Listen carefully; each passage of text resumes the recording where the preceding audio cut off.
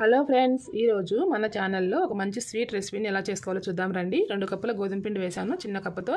అదే ఇప్పుడు అందులోనే చిటికెడు సాల్ట్ వేసి ఇలా పిండి అంతా మిక్స్ అయ్యేటట్లు కలుపుకోవాలండి.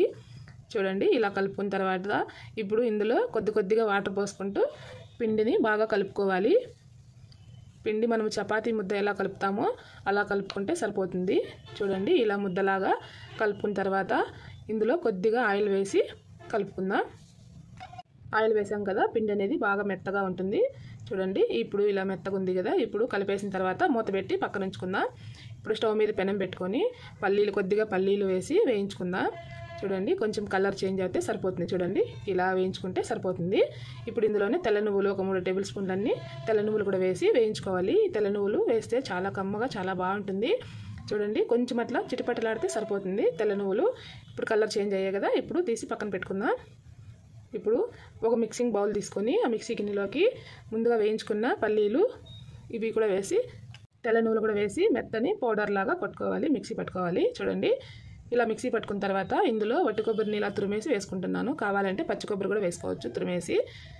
ఇప్పుడు దీన్ని కూడా కొబ్బరిని కూడా ఇలా మిక్సింగ్ పౌడర్ లాగా పట్టుకునేసి ఇప్పుడు ఇందులో చక్కెర కూడా వేసి పౌడర్ లాగా పట్టుకోవాలి. ఇప్పుడు ముందుగా మనము చపాతీని ముద్దను కలిపి పెట్టాం కదా, ఇప్పుడు చిన్న రౌండ్లో బాల్ లాగా చేసుకోవాలి. చిన్న రౌండ్ లాగా ఇలా ఉండలు చేసుకునేసి ఇప్పుడు ఒక్కొక్కటిగా తీసుకొని పొడిపిండి చల్లుకొని ఒక్కొక్కటిగా ఇలా రుద్దుకుందాం. చపాతీలాగా పెద్దగా రుద్దుకుందాం.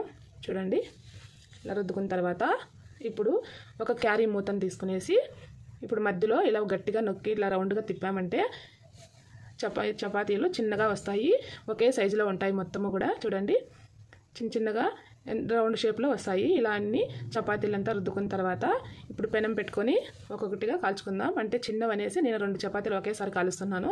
ఆయిల్ ఏమీ అవసరం లేదు, ఇలాగా మామూలుగానే కాలిస్తే సరిపోతుంది, ఆయిల్ వేయకుండా. చూడండి, ఒక్కొక్కటిగా ఇలా కాల్చి పక్కన ప్లేట్లోకి తీసి పెట్టుకుందాం. ఇప్పుడు స్టవ్ వెలిగించి పెనం పెట్టుకొని ఈ చిన్న కప్పుతో 1 కప్పు బెల్లం వేసాను. 1/2 కప్పు వాటర్ వేసి బెల్లం కరిగే వరకు ఇలా ఉడికించుకోవాలి బెల్లాన్ని. ఇప్పుడు ఈ బెల్లం వాటర్ కొంచెం జిగురు పాకం వచ్చే వరకు అలా వేయించుకోవాలి. మరి పాకం ఏం అవసరం లేదు, ఇలా కొంచెం అట్లా అతుక్కునేటట్లు వస్తే సరిపోతుంది. ముందుగా మనము ఇప్పుడు స్టవ్ దించేసి పాకాన్ని ఇప్పుడు చపాతీలు కాల్చి పెట్టుకున్నాం కదా, ఒక్కొక్కటిగా ఇలా పాకంలో ముంచెత్తి